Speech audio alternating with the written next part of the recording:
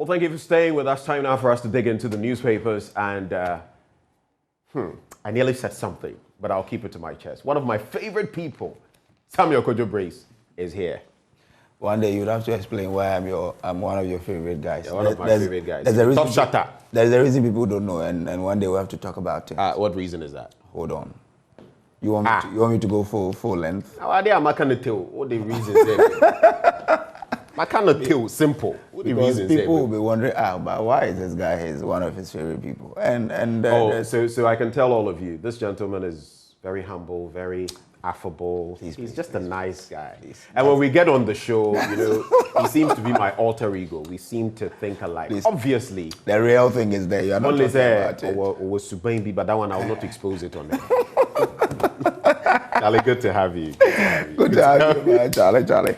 All right. I'm gonna say COVID said monkeypox today, so we should. But how we go do it?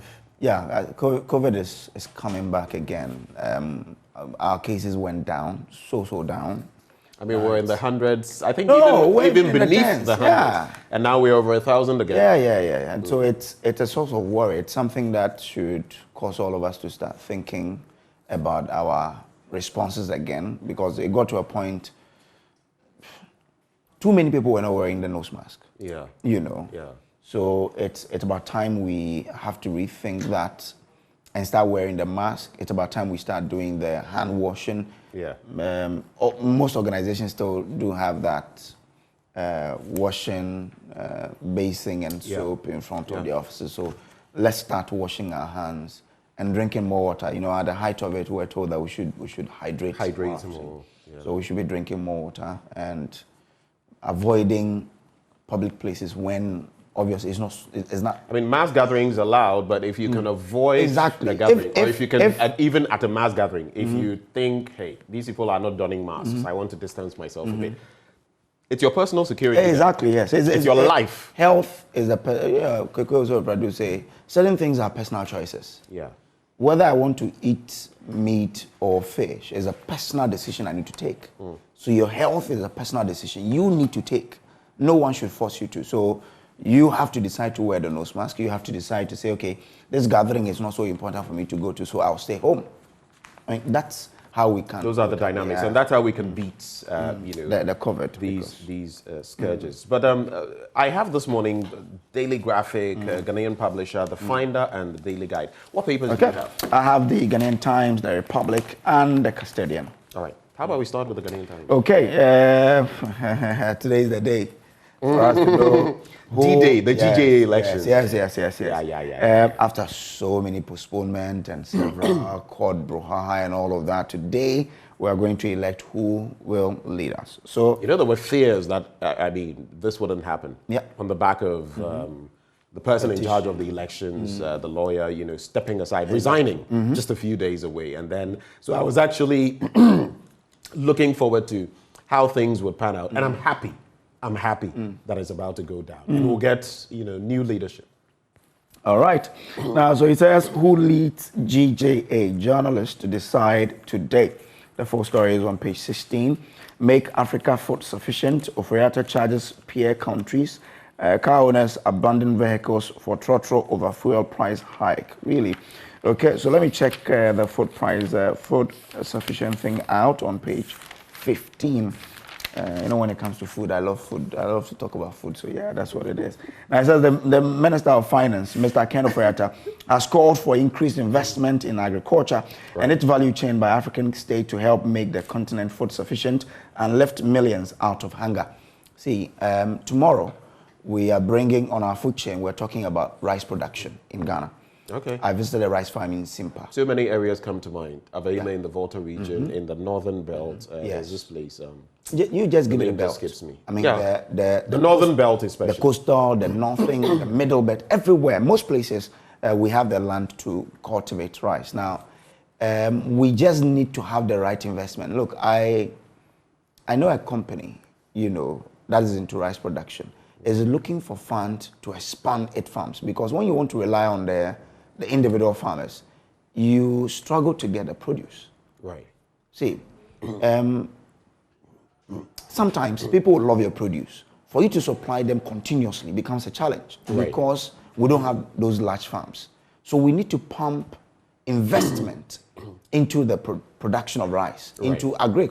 I mean, in general, but I'm just using rice because... And rice is one of those components that, you know, it's a no-brainer that after all this while, we've really not got a hang of it. Because look, you see what Nigeria has done. Yes. In terms of the... when we're about to play the World Cup qualifying matches, you know, the BBC had a lot of engagements, some with our very own Gary Al-Smith, I think George Ado Jr. and others. And there was an interaction, you know, Ghana, Nigeria, that kind of beef. They were just playing. But there was an eat-out talk about rice and all of that. And the Ghanaian was talking about rice and the Nigerian jabbed that, yeah, but we use homegrown rice. How about you guys? Yeah. I mean, it's not to say that we don't have a homegrown component, but you look at it, it's a drop in the bucket. Look at the billions we spend every year. Poultry, sugar, flour and the like, and rice especially. Yeah. It makes no sense that we are letting all of this money, because basically what we are saying is, come and take our money.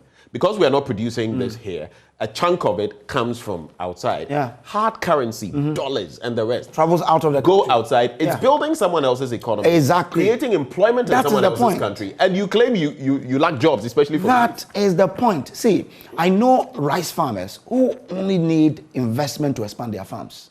And they are struggling to get grants outside because of some of the, you know, requirement. You need to show ABC and all of that. But when you know that the person has started, he has a factory, he has a processing plant to process the rice.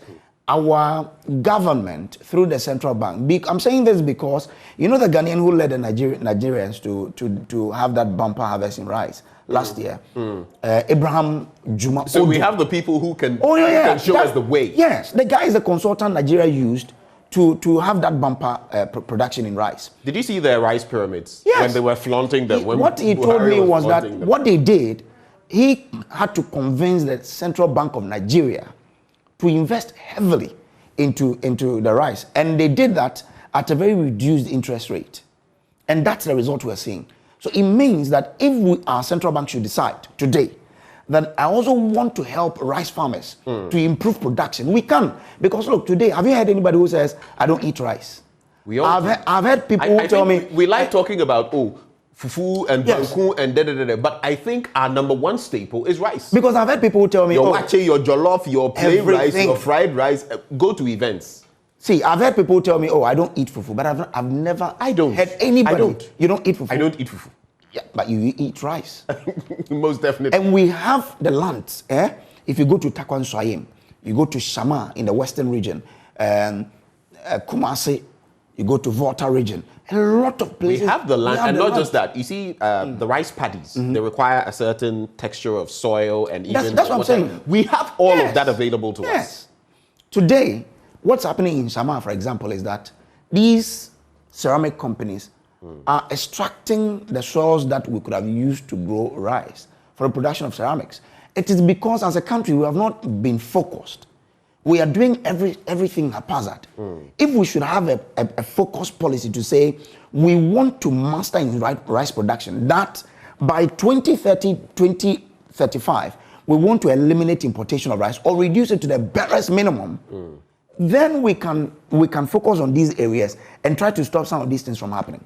But because we are not, we are just jumping all around. And that is the whole point. It's a lack of coordinated, proper planning. So we like to say, for example, the other day when I was having an interaction, and just to end so that we can move on to other papers, some of my panelists, I think on Tuesday when we were talking agric and food security and all of that, said that, look, something like planting for food and jobs, sometimes instead of narrowing things down to certain things or areas, we like to broaden it, but sometimes it makes sense to focus on, let's say, let's do this. Yeah. Let's work on maybe this region. It's a bumper. Let's do this. Let's do that. Go to places like the Congo. They could focus on a specific place and make it a breadbasket. Unfortunately, they have their own problems. But just to wrap, when you have all of these problems, and you know the agric minister has been saying, look, banks be more willing to lend to farmers. But you have floods coming to sweep away farms and all of that all the time. How many banks would be willing to take that risk? You get it? When you could have also invested more, when they see you doing more, for example, for the rice, then they will say, okay, let's put our money in here because the business is booming. But says, yeah, falano. So the finance minister should move from just talking about we should invest and rather show the willingness to invest. We should pump the money into it because, look, Agric has the potential to create millions of jobs. We're talking about youth unemployment. Yeah. Agric has that capacity, that potential to help us eliminate. I don't think we should say Agric has the capacity as though before independence. It did. It did. Till today, it does. It does. As I share my blunt thoughts today, it's one of the things I will mention. You can take away the service industry. You can take away industry itself, manufacturing and all of that. Our natural resources, gold, cocoa, and all of that. I mean, the rests, what really we depend on. You have almost 40% of your population, the working, active population, involved in agriculture. Yeah. So why we are where we are, yet you have sat down, Malaysia has come for your palm oil. They came, interestingly, we taught them, we showed them the way. Yeah, today they are leading us. That's our story. That's why, we should just wake up. We should really. If we want to go anywhere, we should wake up. Let's quickly do the Daily Graphic newspaper. A year on, Neoplan still in distress, but government stands by pledge. So what exactly am I talking about? Government is completing arrangements to place coach manufacturing company Neoplan Ghana Limited under the 1D1F. As part of the plan, government will also match the bus assembling company with a solvent financial partner to ensure that its operations are well funded. This comes almost a year after the government promised to give Neoplan Ghana a contract to produce 100 buses as a measure to revitalize the company and prevent it from holding up. However, the company is yet to sign any contract to produce a single coach for any company. Just a bit of history. In October last year, during a tour of the facility, President Nana Addo Dankwa Akufo-Addo promised to supply the company with 100 buses as part of the interventions to save it from closing down. Promise. Shall we leave it there? Just like Commander. Recently we've been told again that Commander timelines, and as for Commander, sometimes my heart bleeds when I look at it. Because yes, while we also want to watch our obesity levels and, sugar has its own benefits, overdoing it, but again, imagine if we produced a lot of our sugar here. We are so wealthy. Very. And there are so many things we could do now we're struggling with the dollarization of our own economy. We're struggling with the hike in the dollar rate pegged to our CD. When if we were to do all of these things, it would mean you are importing way less. You have more access to hard currency, and you expend it on crucial matters. But as it is, we are expending it on the most nonsensical matters. We are buying V8s, and we are doing all kinds of things that don't inure to the benefit of the common man. But wasn't the dollar, the import substitution, the reason for the promulgation of the 1D1F initiative? Right, but that started with Nkrumah. That was actually his policy. That's why we had so many factories, hundreds of factories. This weekend I drove by the Aboso glass factory. Oh. And I looked at it and I said, wow. Yeah. We had the shoe factory, the leather tanning factories. Those were supposed to feed, for example, the police service, the services, police, prisons, and all of that, so that we don't, now everything is from China. Yeah. So it's about time we try to, go very hard on some of these things, on trying to put money into things that would help us reduce the importation we do. Sugar, we spend a lot of money. I mean, for food, it's something we should invest so much into because we spend too much money importing food into this country. From poultry to sugar to rice.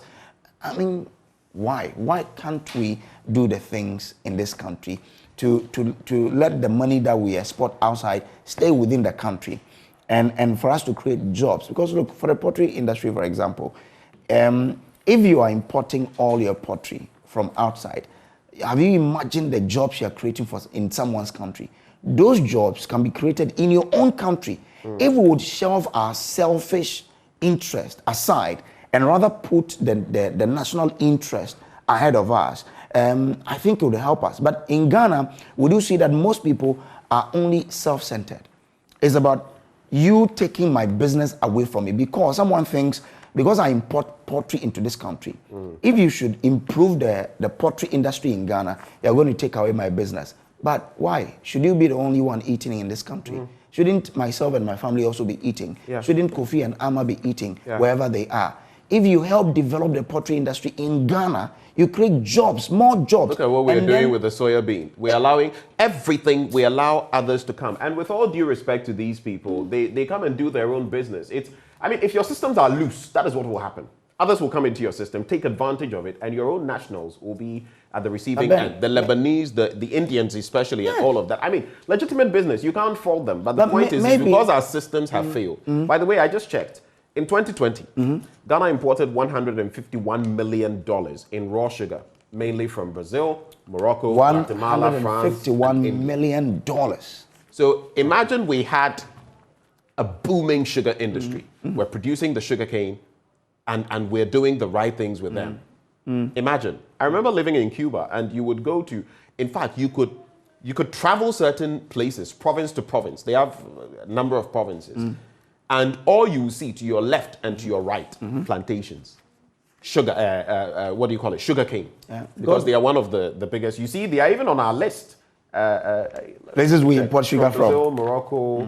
Okay, so I don't see it here. But Cuba is one of the biggest, producers of sugar as well. We just have we are. We just have to be serious. And we have the arable land.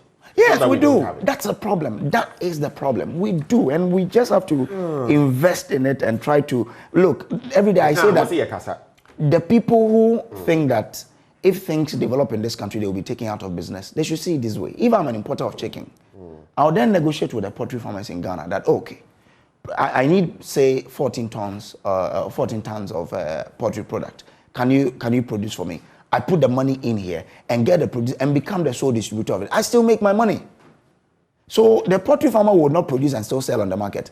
He or she will give it to you, the distributor. You go around distributing for others to sell. And that's the value chain. That's how we need to develop. But people think if the local poultry industry develops, then my importation business is cut short because if I'm making, say, 10% profit, I'll be making 2% when I deal in Ghana. But have you thought about the long-term dividend? Such that nobody would come and knock on your door that offer, help me. But rather, everybody or most people will become self-dependent because you took that one decision to say, let's stop importation, let's put the money into the country because we have the capacity to do all of this production. Let me wrap with the daily graphic. Page 13, $48 million data center opened. It's a 20 megawatt collocation data center which has been inaugurated at Amahia in the Adenta municipality in the Greater Accra region. And Parliament okayed 74.15 million euros for Takwa water project. That's it with the daily graphic. Maybe to wrap on the back page, Idris Ubaba, midfielder extraordinaire. There's a bit of a piece on him. Let's check out some other the custodian. How do you pronounce? You are the English person. How do you pronounce this? Custodian. Custodian. That's another problem. Custodian. Or my muhaya bro for pronunciations. Pacho. Yeah, agriculture and what is custody? It's custodian. So custodian. Okay, yeah. I mean, when you watch the Joy News channel, what you get is you get to hear the right pronunciation of words, right? Especially with Benjamin Akakpo on the show. Anyway, Ghana backs Pan-African Vaccine Project. It comes with a picture of President Akufo-Addo and the president for Rwanda there. Muntaka Isaac Esiama sober after clash. Ghana fined 5.8 million euros for 2012-2016 financial failings. Oh, okay. 47 battle for 10 positions in the MPP. Now, when you check the page 3 of the custodian, it says President Nana Akufo-Addo has given assurance that Ghana will help make Pan-African vaccine manufacturing project highly successful. At the height of COVID, Africa decided that we want to produce our own vaccine. So the president of Ghana, Rwanda, another country, went to Germany to sign an MOU there for help in setting up our own plant to produce vaccines here. The last time I spoke to... I think South Africa is in the lead on that. At a point, I know there was something in the offing, because we were also told about certain things, but I don't know how it's panning out as far as our own, country is concerned. Okay. Any details on that? It says a consortium of Ghanaian pharmaceutical companies led by Dex Vaccines Limited is working closely with BioNTech Rwanda, BioNTech Germany, and Kenop to finish and package the drug product in Ghana from the plant here in Rwanda. President Akufo-Addo reviewed. So Rwanda is the place where the plant has been set up, but they are going to produce for all of us in this continent. Let's see how this goes. It's a good thing, and we would only wish that it comes to fruition for all of us to benefit from it. Yeah. All right. Let's quickly look at the DailyGuide newspaper. ECG cuts off Ketia. They don't pronounce it Ketia. They go like Ketia. Ketia. I say Kakari. Anyway, let's find out why. So, power supply to the new Ketia market in Kumasi, the capital of the Ashanti region, has been curtailed. The ECG reportedly took the bold action on Wednesday over a 5 million Ghana cedi debt. The facility was said to owe the power supply agency that whopping amount due to non-payment but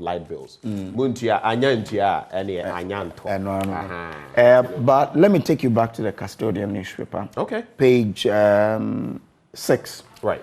Interest rate on Momo loans to go up. The chief executive officer... Did you read that correctly? Maybe you're not seeing right. Interest rate on Momo loans to go up. A lot of people should be ready then. I know people who will be screaming right now.